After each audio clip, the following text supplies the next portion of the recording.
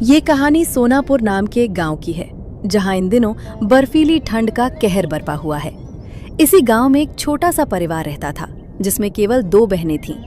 बड़ी बहन का नाम राधा था और छोटी बहन का नाम पूजा। दोनों बहनों के माता पिता बचपन में ही चल बसे थे।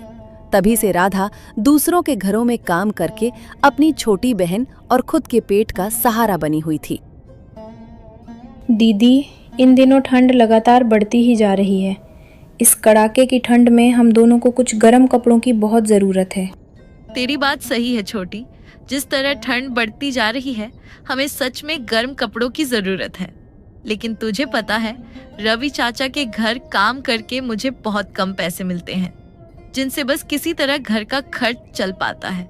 फिर भी ये हमारे लिए बहुत बड़ी बात है कि पिताजी ने हमारे लिए यह घर अच्छे से बनाकर छोड़ा।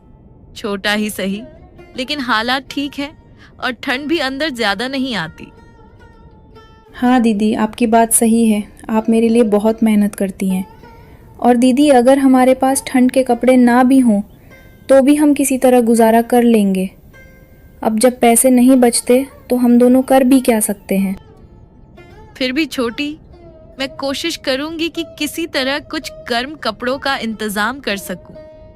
आज तो मैंने काम से छुट्टी ले ली है, लेकिन कल से बिना रुके रोज काम पर जाऊंगी, ताकि हमारे घर का खर्च चलाने में कोई दिक्कत ना हो। इसी तरह दोनों बहनें मिलजुल कर इस छोटे से घर में अपना जीवन किसी तरह आगे बढ़ा रही थीं। दूसरी ओर रवि का घर था, जहां राधा काम करती थी। इस परिवार में घर के मुखिया रवि थे। उनके साथ उनकी पत्नी पार्वती और उनका इकलौता बेटा रोहित रहता था। अरे बेटा, तूने इस कड़ाके की ठंड में मुझे ये कैसे गर्म कपड़े ला कर दिए हैं? इन्हें पहनकर मुझे बिल्कुल भी अच्छा नहीं लग रहा। अरे माँ, आप समझ नहीं रही हैं। इन कपड़ों में आपको अच्छा नहीं लग रहा तो क्या हुआ, लेकिन इन्हें पहनने से आपको जरा भी ठंड नहीं लगेगी। अब आपकी उम्र हो गई है, आपका शरीर गर्म रहना चाहिए, नहीं तो आप बीमार पड़ सकती हैं। हाँ भाग्यवान, रोहित बिल्कुल सही कह रहा है। वैसे भी तुम्हारी तबीयत अक्सर बिगड़ती रहती है, इसलिए इस ठंड में तुम्हें अच्छा लगने से ज्यादा जरूरी है कि तुम्हारा शरीर गर्म रहे, ताकि तबीयत और न बिगड़े। और वैसे भी तुम्हें बाहर तो जाना नहीं है, घर पर ही रहना है, तो इसमें किसी तरह की कोई दिक्कत नहीं। अच्छा, ठीक है। तुम दोनों बाप बेटों ने मिलकर मुझे लड़कों जैसे गर्म कपड़े पहना दिए हैं। खैर, कोई बात नहीं। वैसे भी मैं जानती हूँ कि तुम दोनों मेरे बारे में अच्छा ही सोचते हो। वैसे माँ, वो सब छोड़िए। आज राधा काम पर क्यों नहीं आई? मुझे इस ठंड में उसके हाथ की चाय बहुत अच्छी लगती है, और आजकल वो बीच बीच में एक दिन छोड़ देती है तो अच्छा नहीं लगता। तू आजकल राधा के बारे में बहुत पूछने लगा है। बात क्या है, जरा हमें भी तो बता। अरे माँ, ऐसी कोई बात नहीं है। वो रोज हमारे घर काम करने आती है, और आपकी उम्र हो जाने की वजह से आप अब रसोई का काम ठीक से नहीं कर पाती, तो उसके हाथ की चाय और खाना खाने की आदत पड़ गई है, इसी वजह से पूछ लिया। दरअसल रोहित चुपके चुपके राधा को पसंद करता था। इसी वजह से जिस दिन राधा काम पर उसके घर नहीं आती थी, उस दिन उसका मन बिल्कुल भी अच्छा नहीं लगता था। और रोहित की ये बात कि वो राधा को पसंद करता है, खुद रोहित के अलावा कोई नहीं जानता था। वो रोहित, दरअसल इस ठंड की वजह से ही आज राधा ने मुझसे छुट्टी ले ली है, लेकिन उसने कहा है कि अब से वह बिना छुट्टी लिए रोज काम पर आएगी। अपने पिता से ये बात सुनकर रोहित अंदर ही अंदर बहुत खुश हो गया, क्योंकि अब राधा रोज काम पर आएगी और वो उसे रोज देख पाएगा।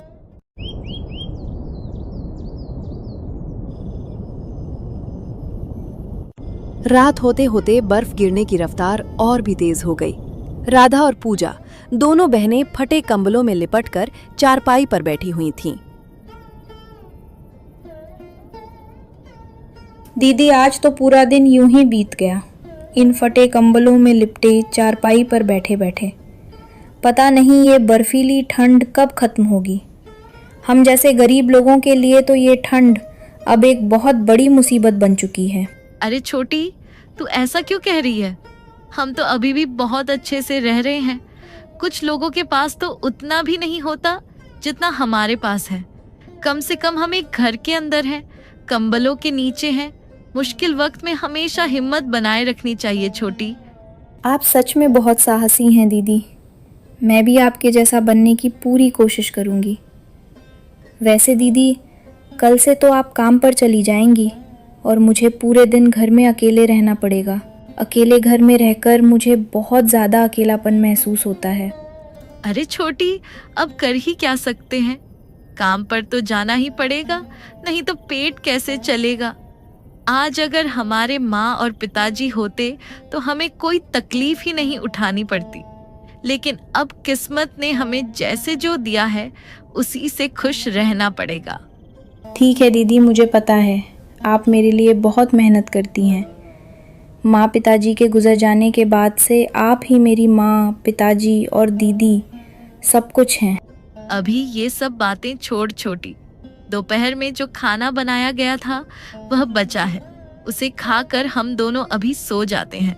तू वहीं बैठ, मैं रसोई जाकर उसे तैयार कर ले आती हूँ, फिर हम दोनों एक साथ खाकर जल्दी सो जाएंगे। कल सुबह काम पर जाना है ना। राधा ऐसा कहकर रसोई में चली गई और दोनों के लिए 2 थालियां तैयार कर ले आईं।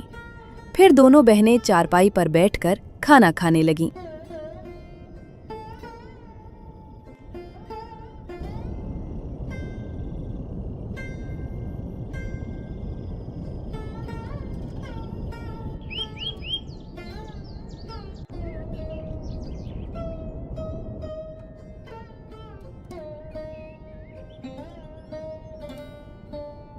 छोटी, मैं काम पर जा रही हूँ, तू अपना और घर का अच्छे से ख्याल रखना। और हाँ, घर से बाहर बिल्कुल मत निकलना। बाहर हद से ज्यादा ठंड पड़ रही है। घर में खाने पीने की चीजें हैं, इसलिए तुझे बाहर जाने की कोई जरूरत नहीं है। दीदी, आप मेरा तो बहुत ज़्यादा ख्याल रखती हैं, लेकिन कभी कभी अपने बारे में भी सोचा कीजिए। इतनी ठंड में आप अभी रवि चाचा के घर तक बिना गर्म कपड़ों के जा रही हैं। ये सब देखकर मुझे बहुत बुरा लगता है। आप मेरी चिंता छोड़िए, अगर कुछ पैसे मिले तो पहले अपने लिए गर्म कपड़े ले लेना। मैं तो घर पर ही रहती हूँ, लेकिन आपको तो इस बर्फ़ और कड़ाके की ठंड के बीच से होकर जाना पड़ेगा। ठीक है छोटी, मैं जरूर कोशिश करूंगी। अब मैं चलती हूँ, नहीं तो रवि चाचा गुस्सा हो जाएंगे। राधा पूजा से ये कहकर धीरे धीरे कदम बढ़ाती हुई रवि चाचा के घर की ओर निकल जाती है।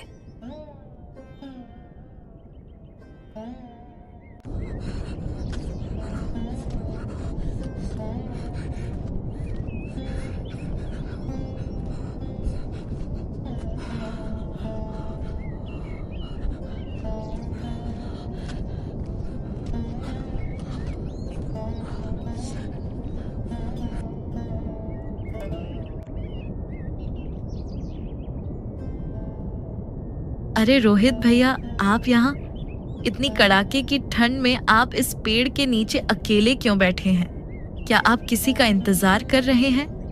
राधा के ऐसा कहने पर रोहित मन ही मन सोचने लगता है। अब तुझे कैसे कहूँ राधा, मैं हमेशा तेरे ही इंतजार में रहता हूँ, क्योंकि तू मुझे बहुत पसंद है, लेकिन ये बात तुझसे कहने की हिम्मत ही नहीं जुटा पाता। पता नहीं तेरे मन में मेरे लिए क्या भाव है। अरे रोहित भैया, आप ऐसी किस सोच में पड़ गए हैं? इतनी ठंड में आप यहाँ किसका इंतजार कर रहे हैं? नहीं राधा, मैं किसी का इंतजार नहीं कर रहा हूँ। दरअसल ठंड की वजह से घर में बैठे बैठे ऊब गया था, इसलिए सोचा थोड़ा बाहर आकर इस पेड़ के नीचे बैठ जाऊं, और तभी यहाँ आकर तुम मिल गई। रोहित के ऐसा कहने पर राधा मन ही मन सोचने लगी। मुझे लगा था कि आप मेरे लिए इंतजार कर रहे हैं, लेकिन अब मैं आपको कैसे बताऊं कि आप मुझे बहुत पसंद हैं। पर सच यह है कि मैं तो दूसरों के घरों में काम करने वाली एक साधारण लड़की हूँ, और आप तो मालिक के बेटे हैं। अरे राधा, अब तुम मुझे कहकर खुद की सोच में पड़ गई हूँ। दरअसल रोहित और राधा दोनों ही एक दूसरे को पसंद करते थे, लेकिन रोहित को लगता था कि अगर वो ये बात राधा से कह देगा तो कहीं उनकी दोस्ती खराब ना हो जाए। दूसरी ओर राधा ये सोचती थी कि वो एक गरीब घर की साधारण लड़की है, जबकि रोहित एक अमीर घर का बेटा है। इसी डर और झिझक की वजह से दोनों ही एक दूसरे से अपने मन की बात कह नहीं पाते थे। रोहित भैया, बातें बहुत हो गई हैं। अगर हम यहीं खड़े होकर बातें करते हुए समय बिताएंगे तो वहाँ रवि चाचा गुस्सा हो जाएंगे। चलिए, अब हम दोनों साथ साथ आपके घर की ओर चलते हैं। राधा के ऐसा कहने के बाद रोहित राधा को साथ लेकर अपने घर की ओर चल पड़ा।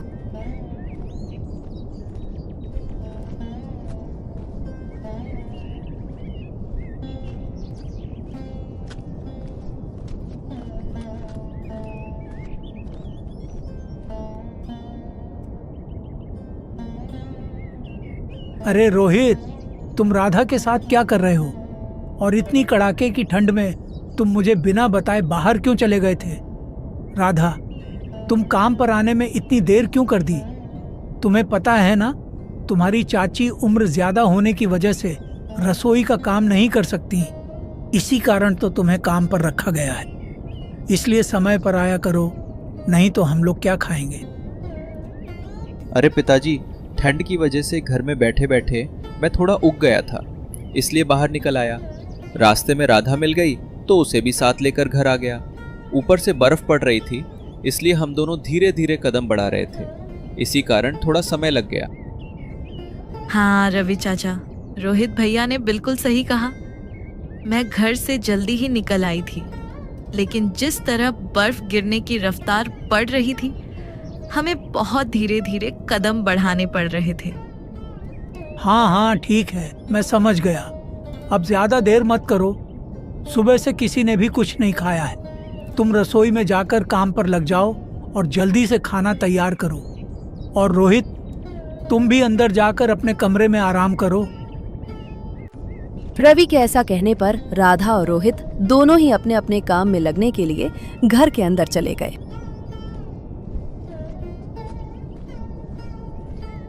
मुझे इन दोनों का इस तरह एक साथ रहना बिल्कुल ठीक नहीं लग रहा। इसका कुछ न कुछ इंतजाम करना ही होगा, नहीं तो यह गरीब राधा मेरे इकलौते बेटे को अपने प्यार के जाल में फंसा लेगी।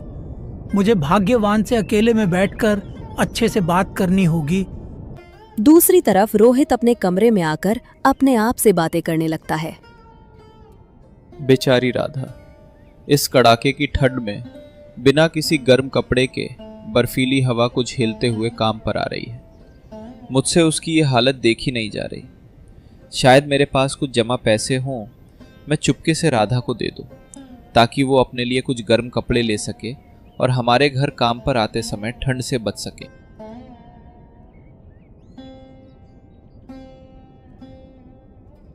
भाग्यवान, मुझे तुमसे एक जरूरी बात करनी है। दरअसल हमारे घर में जो काम करने वाली राधा है, उसे मैं कुछ दिनों से देख रहा हूं कि वह हमारे बेटे रोहित से जरूरत से ज्यादा चिपक कर रहने लगी है। आज भी जब मैं बरामदे में बैठा हुआ था, तब दोनों को एक साथ घर आते हुए देखा। मैंने उनसे पूछा तो उन्होंने बात को टालते हुए कुछ और ही कह दिया। अरे आप ये क्या कह रहे हैं? ऐसा तो अनर्थ हो जाएगा। हमारा एक ही बेटा है, क्या उसकी शादी किसी गरीब और साधारण लड़की से करा देंगे? यह तो बिल्कुल भी संभव नहीं है। आप मुझसे कहने के बजाय सीधे सीधे रोहित से ही बात कर लीजिए। हाँ भाग्यवान, मैं भी यही सोच रहा हूँ। अब ज्यादा देर के बिना हम दोनों मिलकर रोहित से बात करेंगे। अभी राधा यहीं है, इसलिए फिलहाल इस बात को अपने अंदर ही रखते हैं। रात को हम दोनों रोहित को अपने पास बिठाएंगे और उसे अच्छे से समझाएंगे। इसी बीच जब रवि और पार्वती आपस में बातें कर रहे थे, तभी राधा रसोई से बाहर आ जाती है।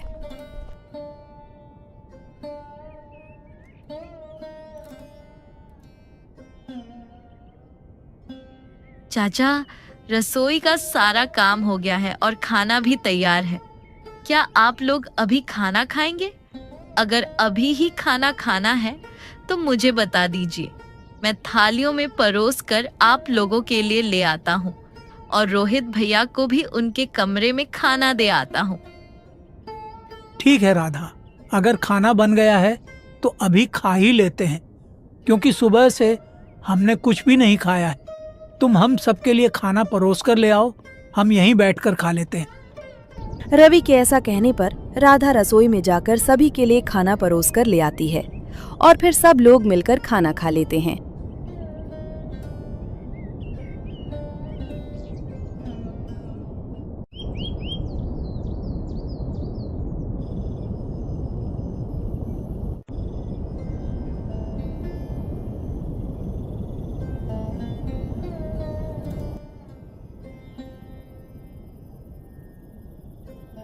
रोहित भैया, मैंने घर का सारा काम कर दिया है और रात के लिए भी खाना तैयार कर दिया है।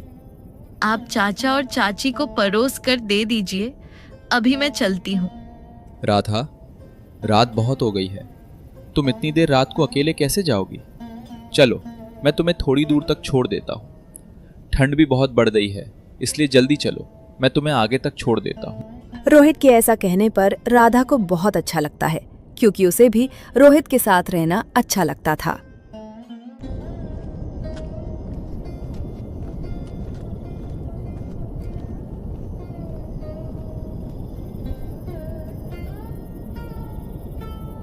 राधा, अगर तुम्हें कोई दिक्कत ना हो तो क्या हम दोनों यहाँ थोड़ी देर बैठ जाएं? मुझे तुमसे एक जरूरी बात करनी है।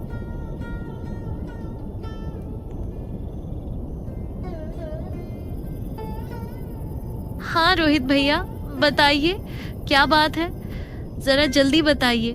बर्फ तेजी से गिर रही है और मुझे बहुत ठंड लग रही है। राधा, आज बहुत हिम्मत जुटाकर मैं अपने मन की बात तुमसे कहने जा रहा हूँ। तुम मुझे गलत मत समझना। तुम्हारे मन में क्या है ये मुझे नहीं पता, बस जो मेरे दिल में है वही आज तुम्हें कहना चाहता हूँ। तुम्हारा जो भी जवाब होगा मुझे उस पर कोई एतराज नहीं। अरे रोहित भैया, ये सब आप क्या कह रहे हैं? आपको जो भी कहना है बेझिझक कहिए, मैं सुन रही हूँ। दरअसल राधा, तुम मुझे बहुत पसंद हो। सच कहूँ तो जब से तुम्हें देखा है तभी से, लेकिन ये बात कहने की हिम्मत कभी नहीं जुटा पाया। आज किसी तरह साहस करके तुम्हें बता रहा हूं। तुम्हारा जो भी जवाब हो वो तुम्हारी मर्जी है।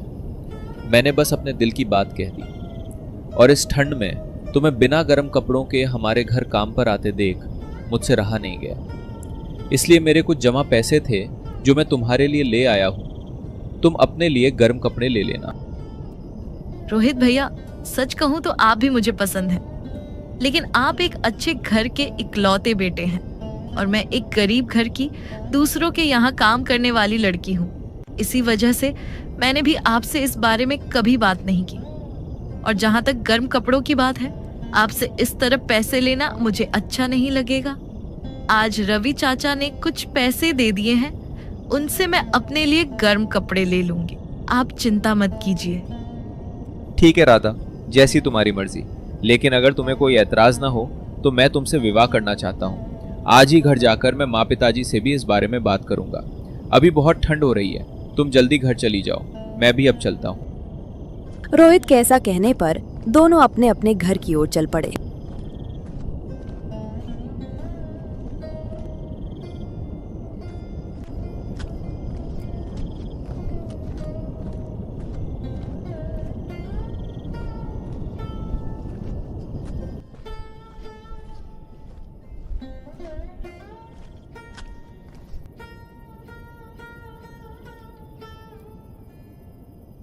रोहित, तुम इतनी रात को इस कड़ाके की ठंड में कहाँ गए थे?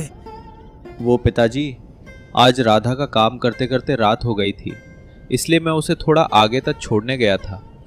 इतनी रात को किसी लड़की को अकेले जाते देखना अच्छा नहीं लगता ना, इसीलिए उसे सुरक्षित जगह तक छोड़कर आ गया। रोहित, मैं कुछ दिनों से देख रहा हूँ कि तू राधा के बहुत ज्यादा करीब रहने लगा है। मुझे ये सब बिल्कुल अच्छा नहीं लगता। राधा एक गरीब घर की लड़की है और दूसरों के घरों में काम करती है। ऐसी लड़की के साथ तेरा इस तरह रहना मैं बर्दाश्त नहीं कर सकता। मैं सोच रहा हूँ कि किसी अच्छे अमीर घर की लड़की देखकर तेरी शादी करा दूँ। वैसे भी तेरी माँ की उम्र हो चली है, उनकी देखभाल के लिए हमें घर में एक बहू की ज़रूरत है। हाँ बेटा, तुम्हारे पिताजी सही कह रहे हैं। राधा हमारे घर से मिलने वाली लड़की नहीं है। तुम उससे दूरी बनाकर रखा करो। तुम हमारे इकलौते बेटे हो, और हम नहीं चाहते कि हमारे घर की बहू किसी गरीब घर से आए। तुम्हारे पिताजी की बात के मुताबिक हम किसी अच्छे अमीर घर की लड़की से तुम्हारी शादी करा देंगे।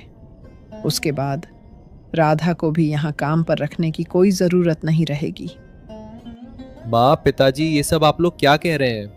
हाँ, ये सच है कि मुझे राधा पसंद है, और वैसे भी आज मैं आप लोगों को इस बारे में बताने ही वाला था। आखिर राधा में ऐसी कौन सी कमी है जिसके कारण वो इस घर की बहू नहीं बन सकती?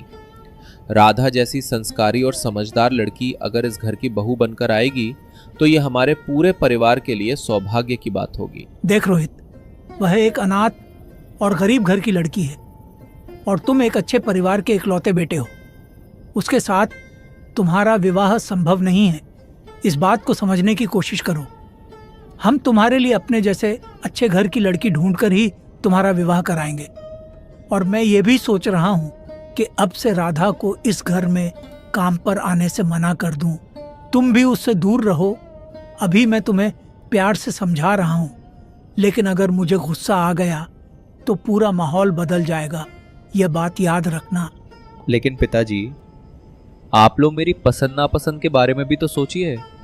और वैसे भी मेरी पसंद कभी गलत नहीं हो सकती पिताजी। मैं आप लोगों से साफ साफ कह देना चाहता हूँ कि अगर मैं विवाह करूँगा तो सिर्फ राधा से ही करूँगा। उसके अलावा आप लोग मुझसे किसी और उम्मीद की अपेक्षा मत रखिए। तू अभी इतना भी बड़ा नहीं हुआ है कि यह तय कर सके कि क्या करना है और क्या नहीं। ये सब हम तय करेंगे। अभी तू अपने कमरे में चला जा। इन सारी बातों को तेरी माँ और मैं खुद देख लेंगे। रवि के ऐसा कहने पर रोहित ने बिना कुछ कहे अपने कमरे की ओर कदम बढ़ा दिए।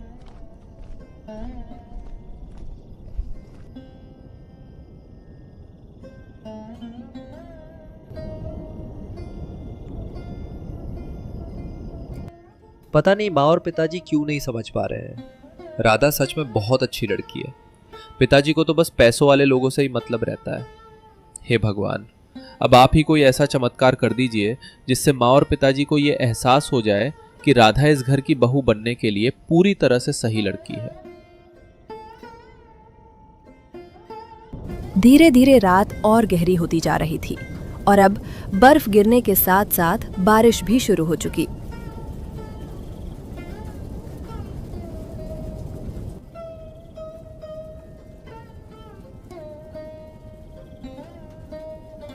इतनी तेज़ रफ्तार से बर्फ़ गिर रही है और ऊपर से अब बारिश भी शुरू हो गई है।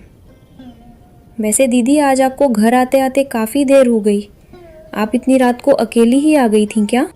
नहीं छोटी, मैं अकेले आने वाली थी, लेकिन तभी रोहित भैया ने कहा कि वे मुझे थोड़ी दूर तक छोड़ देंगे। और इसी तरह रोहित भैया मुझे घर से थोड़ी दूर तक छोड़कर चले गए। रोहित भैया सच में बहुत अच्छे हैं ना दीदी? वैसे दीदी, आज मैंने खाना बनाकर रख दिया है। आप पूरे दिन काम करके आई हैं ना? हाँ छोटी, रोहित भैया सच में बहुत अच्छे इंसान हैं।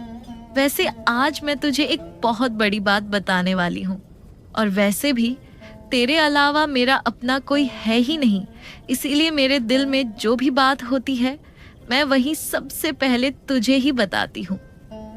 हाँ दीदी, बताइए ना क्या बात है। और आप जिस तरह से कह रही हैं उससे तो मुझे लग रहा है कि कोई खास बात ही होगी। हाँ मेरी प्यारी छोटी, बात थोड़ी सी खास ही है। तुझे तो पता है मैं रोहित भैया को थोड़ा थोड़ा पसंद करती थी, लेकिन हमारे और उनके घर की बराबरी नहीं होने की वजह से मैं डरती थी, इसलिए कभी उनसे कुछ कह नहीं पाई। मगर आज जब वे मुझे छोड़ने आए थे तो उन्होंने खुद ही मेरे दिल की बात कह दी। वे भी मुझे पसंद करते हैं। पता नहीं रवि चाचा और चाची क्या सोचेंगे, लेकिन रोहित भैया ने कहा है कि आज ही वे उनसे इस बारे में बात करेंगे। ये तो बहुत अच्छी बात है दीदी, और आप बिल्कुल भी चिंता मत कीजिए। रोहित भैया ज़रूर चाचा और चाची को मना लेंगे। हाँ छोटी, अब सब कुछ भगवान के ऊपर ही है। खैर, अभी ये सब छोड़ो, चलो खाना खाकर सो जाते हैं। आज बर्फ और बारिश मिलकर और भी ज्यादा ठंड फैला रही है। इस तरह दोनों बहनें आपस में बातें करने के बाद खाना खा लेती हैं और कंबलों को अपने ऊपर कसकर लपेटते हुए खुद को गर्म रखने की कोशिश में सो जाती हैं।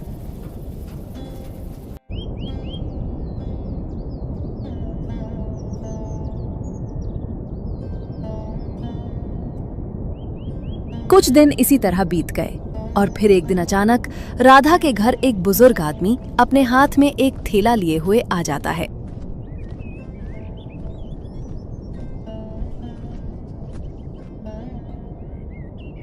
अरे राधा बेटी, घर पर हो क्या? जरा बाहर तो आओ। बुजुर्ग आदमी की पुकार सुनते ही राधा बाहर आ गई। चाचा जी, आप कौन हैं? मैंने आपको पहचाना नहीं। राधा बेटी, मेरा नाम गोविंद राम है। दरअसल तुम मुझे नहीं पहचानोगी। मैं आज एक जरूरी काम से यहाँ आया हूँ। मैं जमा पूंजी से जुड़ा काम करता हूँ। तुम्हारे पिता जब इस दुनिया में थे तब उन्होंने हमारे यहाँ एक जमा पूंजी खुलवाई थी।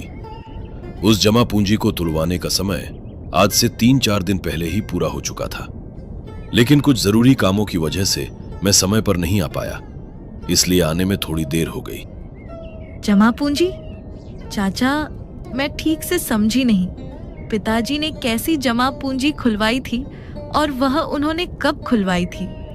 दरअसल तुम्हारे पिता ने तब, जब तुम दोनों बहनें बहुत छोटी थीं, आने वाले दिनों के बारे में सोचकर हमारे यहाँ एक जमा पूंजी खुलवाई थी।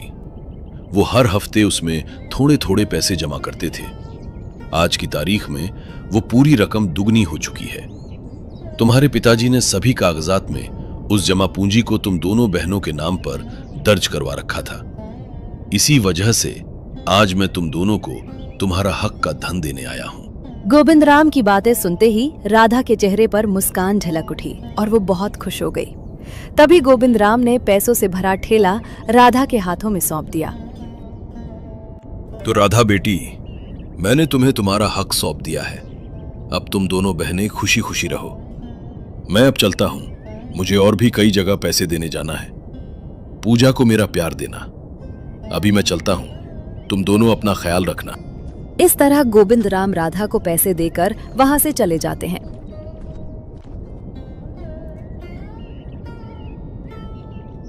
इसी तरह राधा और पूजा के अच्छे दिनों की शुरुआत होने लगी। राधा घर के अंदर आई और उसने पूजा को सारी बात विस्तार से बता दी।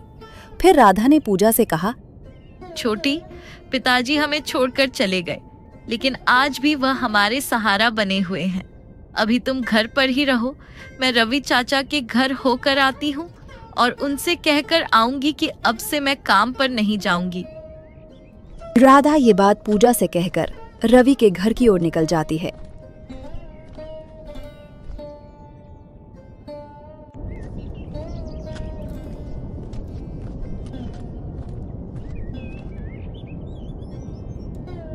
अरे रोहित भैया, आपको क्या हुआ है? इतनी ठंड में आप यूं अकेले उदास होकर क्यों बैठे हैं? क्या कोई बात है? कुछ हुआ है क्या? वो राधा, अब मैं तुम्हें क्या ही बताऊं। तुम्हें तो पता ही है, माँ की उम्र ज़्यादा होने की वजह से उनकी तबीयत अक्सर खराब रहती थी, लेकिन कल रात उनकी हालत हद से ज़्यादा बिगड़ गई। सुबह मैं शहर से चिकित्सक को बुला लाया था। उन्होंने बताया कि माँ के इलाज के लिए उन्हें शहर ले जाना पड़ेगा और इसमें काफ़ी पैसे लगेंगे। हमारे पास इतने पैसे नहीं हैं, इसी वजह से मैं बहुत परेशान हूँ। रोहित की ये बातें सुनकर राधा को बहुत बुरा लगा। इंसानियत के नाते और रोहित की खातिर उसने अपने पिताजी की जमा पूंजी से मिले पैसों में से वही पैसे रोहित को देने का फैसला किया। और फिर कुछ ही दिनों बाद रोहित की माँ का इलाज हो गया और उनकी तबीयत भी पूरी तरह ठीक हो गई। इसी तरह रोहित की माँ पार्वती की तबीयत ठीक होने के बाद रोहित के माता पिता को ये समझ आ गया कि जिंदगी में सिर्फ पैसा ही सब कुछ नहीं होता, बल्कि दिल बड़ा होना चाहिए, जो राधा के पास था। ये समझ आने के बाद ही रोहित और राधा का विवाह करा दिया गया। जहां तक पूजा की बात थी, उसे अकेली ना छोड़ने के विचार से उसे भी इसी घर में रखने का फैसला किया गया। इस तरह रवि का परिवार पूरा हो गया और घर के सभी सदस्य खुशी खुशी रहने लगे।